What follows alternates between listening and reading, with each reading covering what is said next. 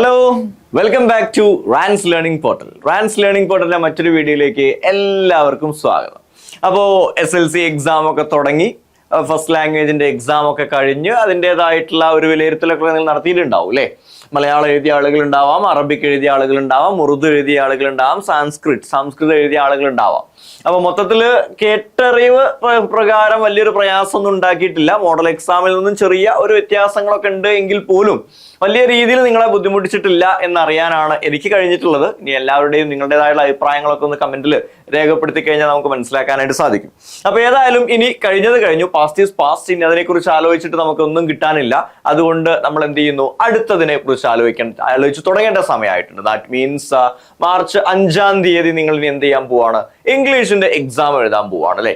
അപ്പൊ നിലവില് നിങ്ങൾ ഉച്ചയ്ക്കോടുകൂടി വീട്ടിലെത്തി, ഒരു 12 കൂടി തന്നെ വീട്ടിലെത്തിയിട്ടുണ്ടാവും. നിങ്ങൾ അതിൻ്റെതായ രീതിയിലുള്ള പഠനം തുടങ്ങിയിട്ടുണ്ടാവും എന്ന് വിചാരിക്കുന്നു. അപ്പൊ 2 ദിവസം നമ്മുടെ മുന്നിലുണ്ട്.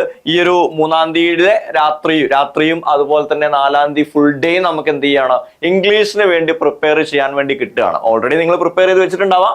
ഇനി അതൊന്നും കൂടി ഒക്കെ ഒന്ന് റിവൈസ് ചെയ്യാനും ഗ്രാമറുകളൊക്കെ ഒന്നും കൂടി ഒക്കെ ഒന്ന് നോക്കി പഠിക്കാനൊക്കെ ഉള്ളൊരു സമയം നിങ്ങൾക്ക് കിട്ടാൻ പോവാണ് അല്ലെ? അപ്പൊ അതുകൊണ്ട് തന്നെ അതിലേക്ക് ആവശ്യമായിട്ടുള്ള ചെറിയ ചെറിയ ടിപ്പുകളും ഷോർട്ട് വീഡിയോസുമായിട്ട് റാൻസ് നിങ്ങളുടെ മുന്നിലേക്ക് വരാൻ പോവാണ്. അപ്പോൾ എന്താ നമ്മൾ ചെയ്യുന്നതെന്ന് ചോദിച്ചു കഴിഞ്ഞാൽ, ഫുൾ ചാപ്റ്റേഴ്സ് നമ്മൾ ഓടിച്ചിട്ട് എന്ത് ചെയ്യും, പറഞ്ഞു തരും. 15 ലെസൺസ്, 15 ലെസണും വളരെ ഈസി ആയിട്ട് നിങ്ങളുടേക്ക് എത്തിക്കുക എന്നുള്ളതാണ് നമ്മൾ ഈ ഒരു 2 ദിവസത്തിൽ ചെയ്യാൻ പോകുന്നത്. അപ്പോൾ ചില ആളുകളൊക്കെ ഉണ്ടാവും, ഇതൊന്ന് ഈ ചാപ്റ്ററുകളൊക്കെ ഒന്ന് സമ്മറൈസ് ചെയ്ത് തരാൻ ആരെങ്കിലും ഉണ്ടായിരുന്നെങ്കിൽ, ഈ ഒരു ചാപ്റ്ററിലുള്ള പ്രധാനപ്പെട്ട കണ്ടന്റുകളൊക്കെ ഒന്ന് പറഞ്ഞു തരാൻ ആരെങ്കിലും ഉണ്ടായിരുന്നെങ്കിൽ ആഗ്രഹിച്ച് നടക്കുന്ന ആളുകളാണ് നിങ്ങളെങ്കിൽ ഒട്ടും പഠിക്കേണ്ട, കണ്ടിരുന്നോളൂ. ഈ ഒരു ചാപ്റ്റർ വൈസ് റിവിഷനിലൂടെ നിങ്ങൾക്ക് എന്ത് ചെയ്യും, ഫുൾ ചാപ്റ്ററിനെ കുറിച്ചുള്ള ഡീറ്റെയിൽസ് കിട്ടും. അപ്പോൾ വലിച്ചു നീട്ടലുകളൊന്നുമില്ല. Welcome SSLC English revision 2024-25 final touch. നമ്മൾ തുടങ്ങുന്നു. നേരെ നമ്മൾ സ്റ്റാർട്ട് ചെയ്യുന്നത് യൂണിറ്റ് 4-ലെ ആദ്യ ലെസൺ ആയിട്ടുള്ള സ്കോളർഷിപ്പ് ജാക്കറ്റിൽ നിന്നാണ് നമ്മൾ തുടങ്ങുന്നത് കേട്ടോ.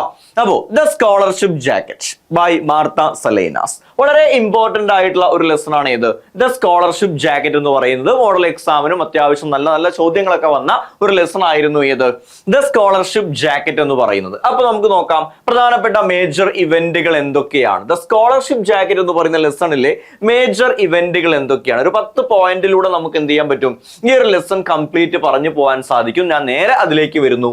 ആദ്യത്തെ പോയിന്റ് നോക്കി, Texas school presents a scholarship jacket to the വാലഡിക്ടോറിയൻ.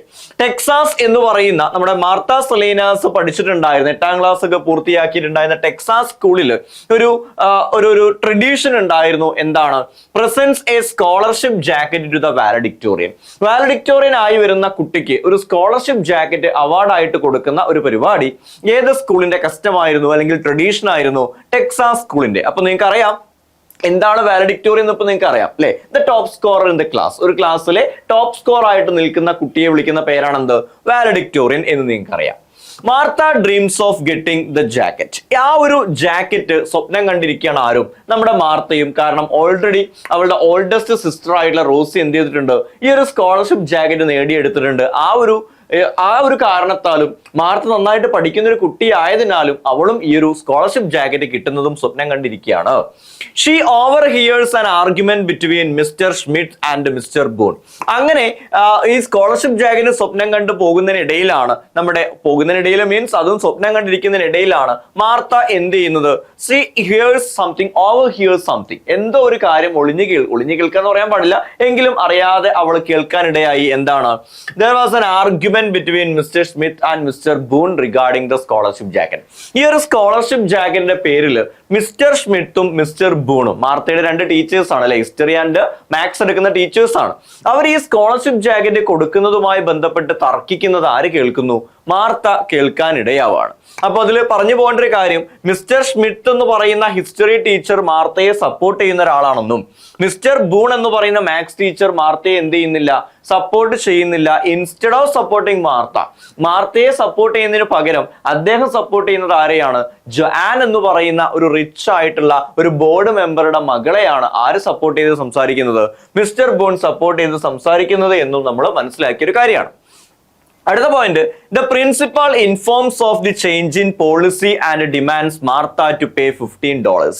തൊട്ടടുത്ത ദിവസം പ്രിൻസിപ്പാൾ മാർത്തയെ തന്റെ റൂമിലേക്ക് വിളിച്ചിട്ട് അവളോട് പറയുകയാണെന്ത്, there was a change in policy and demands Martha to pay $15. Scholarship ജാക്കറ്റിന്റെ പോളിസിയിൽ എന്ത് വരാൻ പോകുന്നു? ഒരു ചേഞ്ച് വരാൻ പോകുന്നു. ആ ചേഞ്ചിന്റെ അടിസ്ഥാനത്തിൽ മാർത്ത ആ ഒരു ജാക്കറ്റ് കിട്ടണമെങ്കിൽ, സ്കോളർഷിപ്പ് ജാക്കറ്റ് കിട്ടണമെങ്കിൽ എന്ത് ചെയ്യണം? ഒരു $15 ബോർഡിലേക്ക് അയക്കണം, അല്ലെങ്കിൽ സ്കൂളിൽ അടയ്ക്കണം എന്നുള്ള കാര്യം പ്രിൻസിപ്പൾ ആരെ വിളിച്ചു പറയാണ്? മാർത്തയെ വിളിച്ചു പറയുന്ന ആ ഒരു വളരെ ഇമ്പോർട്ടന്റ് ആയിട്ടുള്ള ഒരു സംഗതിയും നമ്മൾ അറിഞ്ഞതാണ്. അടുത്തത്, she informs her grandfather and ask for the money. ഈ മാർത്ത നേരെ ചെന്ന് ഈ കാര്യം തന്റെ ഗ്രാൻഡ് പേയോട്, അല്ലെ, ആ ഒരു സ്റ്റെബോൺ ആയിട്ടുള്ള ഡിറ്റർമിൻഡ് ആയിട്ടുള്ള ഗ്രാൻഡ് പേ അറിയിക്കുന്നു. അതുപോലെ അവള് ഈ ക്യാഷ് അയാളിൽ നിന്നും ചോദിച്ചു വാങ്ങാൻ ശ്രമിക്കുന്നതായിട്ടും നമുക്കറിയാം. Then the grandfather disagrees with the change in policy and refuses to give the money. എന്നാൽ ഗ്രാൻഡ് ഫാദർ എന്ന് പറഞ്ഞാൽ അൺഎഡ്യൂക്കേറ്റഡ് ആയിട്ട് ഒരാളാണെങ്കിൽ പോലും അദ്ദേഹത്തിന് കൃത്യമായുള്ള ഒരു ധാരണയുള്ള, വളരെ അഡമന്റ് ആയിട്ടുള്ള ചിന്താഗതിയുള്ള, ഡിറ്റർമിൻഡ് ആയിട്ടുള്ള ഒരു വ്യക്തി ആയതുകൊണ്ട് തന്നെ he disagrees with the change in policy and refuses to give the money. Scholarship jacket കിട്ടണമെങ്കിൽ $15 അടയ്ക്കണം എന്ന് പറഞ്ഞ ആ ഒരു പോളിസി ചേഞ്ച് അംഗീകരിക്കാൻ ഗ്രാൻഡ് പേക്ക് സാധിക്കുന്നില്ല. അതുപോലെ തന്നെ he refused to pay the money. Cash തരാൻ പറ്റില്ല എന്ന് തന്നെ ആരറിയിക്കുകയാണ്? ആ ഒരു ഗ്രാൻഡ് ഫാദർ മാർത്തയെ അറിയിക്കുന്നു. അദ്ദേഹം പറയുന്ന ഒരു ഡയലോഗ് ഉണ്ട്, അല്ലേ, if you pay for the scholarship jacket then it is not a scholarship jacket. ഈ ഒരു സ്കോളർഷിപ്പ് ജാക്കറ്റിന് നീ പൈസ കൊടുക്കുകയാണെങ്കിൽ മാർത്തയെ, പിന്നെ അതെന്തല്ല, അതൊരു സ്കോളർഷിപ്പ് ജാക്കറ്റ് അല്ല എന്നുള്ളൊരു ഡയലോഗും നമ്മുടെ മാർത്തയുടെ ഗ്രാൻഡ് പാ മാർത്തയോട് പറയുന്നതായിട്ട് നമ്മൾ കണ്ടതാണ്. Martha informs the decision of grandfather to the principal. തന്നോട് ഗ്രാൻഡ് പ പറഞ്ഞ ആ കാര്യങ്ങളെല്ലാം തന്നെ മാർത്ത ആരോട് പോയി പറയുന്നു?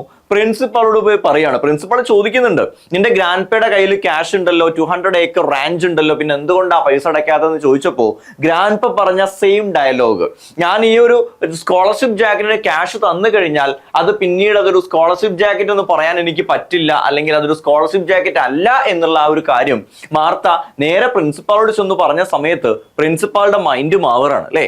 Principal changes his decision. Principal തന്റെ തീരുമാനം മാറ്റുന്നു. അദ്ദേഹം promises Martha he would talk with the board. ബോർഡിനോട് ഞാൻ സംസാരിക്കാം, and you will get the jacket. നിനക്ക് തന്നെ എന്ത് കിട്ടും?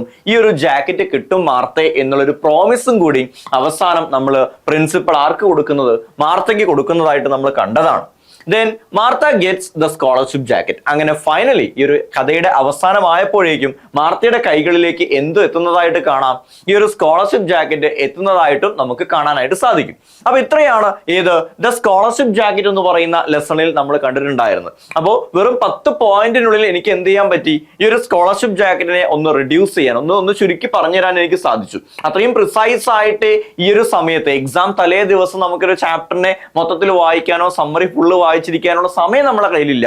അപ്പൊ ഈ ഒരു 10 മിനിറ്റിനുള്ളിൽ മാത്രമുള്ള ഒരു വീഡിയോ തരുന്നത് വഴി, അല്ലെങ്കിൽ ഈ ഒരു 9 പോയിന്റ്സിലൂടെ ഞാൻ ഉദ്ദേശിക്കുന്ന ഇത്രയേ ഉള്ളൂ, ആ ചാപ്റ്ററിലെ പ്രധാനപ്പെട്ട കണ്ടന്റുകൾ എന്തൊക്കെയാണ്, അത് വെച്ചിട്ട് എനിക്ക് ഏതൊക്കെ ഡിസ്കോഴ്സുകൾ അറ്റൻഡ് ചെയ്യാൻ പറ്റും എന്നുള്ളൊരു ബോധം നിങ്ങളിലേക്ക് എത്തിക്കുക എന്നുള്ളത് മാത്രമായിരുന്നു എൻ്റെ ഉദ്ദേശം. ആ ഉദ്ദേശം എനിക്ക് എന്ത് ചെയ്യാൻ പറ്റി? സക്സീഡ് ചെയ്യാൻ പറ്റിയെന്ന് വിചാരിക്കുന്നു. എനിവേ, മറ്റൊരു ചാപ്റ്ററുമായിട്ട് വീണ്ടും കാണാം. അടുത്ത ഷോർട്ട് വീഡിയോസ് വന്നുകൊണ്ടേയിരിക്കുന്നുണ്ട്. ഇത്തരത്തിൽ സ്കോളർഷിപ്പ് ജാക്കറ്റ് പോലെ പല ചാപ്റ്റേഴ്സ് ആയിട്ട് ഞാൻ എന്ത് ചെയ്യാം, വീണ്ടും നിങ്ങളുടെ അടുത്തേക്ക് വരും. അപ്പോൾ ഒരു വീഡിയോ കാണുന്നു, ഒരു ബ്രേക്ക് എടുക്കുക മീൻസ് ആ സമയത്ത് നിങ്ങൾ ഇതിൽ നിന്നും വരാൻ സാധ്യതയുള്ള ഡിസ്കോഴ്സുകളൊക്കെ ഒന്ന് എഴുതി നോക്കുക, ഗ്രാമറുകളൊക്കെ ഒന്ന് ചെയ്തു നോക്കുക.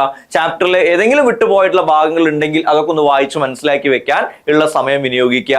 ആ ഒരു സമയം കഴിയുമ്പോഴേക്കും അടുത്ത വീഡിയോ റാൻസിൽ അപ്ലോഡ് ആയിട്ടുണ്ടാവും, അത് കാണുക. അങ്ങനെ ആ ചാപ്റ്ററുമായി ബന്ധപ്പെട്ട കാര്യങ്ങൾ ചെയ്യുക. അങ്ങനെ കൃത്യമായിട്ടൊരു ഫോളോ അപ്പ് നിങ്ങൾ നടത്തി കഴിഞ്ഞാൽ ഈ ഒരു ദിവസം കഴിയുമ്പോഴേക്കും ഫുൾ ചാപ്റ്റർ നിങ്ങളുടെ കയ്യിൽ ഭദ്രമായിരിക്കും മക്കളെ. ഓക്കെ, അപ്പൊ നല്ല രീതിയിൽ പഠിച്ചോളൂ. അങ്ങനെ നല്ല രീതിയിൽ പ്രിപ്പയർ ചെയ്തിട്ട് നമ്മുടെ ലൈവിലേക്ക് നിങ്ങൾ എത്തിക്കഴിഞ്ഞാൽ, രാത്രിയിലെ ലൈവിലേക്ക് നിങ്ങൾ എത്തിക്കഴിഞ്ഞാൽ വളരെ ഈസി ആയിട്ട് ഡിസ്കോഴ്സിലും ഗ്രാമറിലും എല്ലാം നിങ്ങൾക്ക് മാർക്ക് സ്കോർ ചെയ്യാം എന്നുള്ള ശുഭ പ്രതീക്ഷയോടുകൂടി ഈ വീഡിയോ എന്നോട് അവസാനിപ്പിക്കുന്നു. Thank you so much and see you in the next video.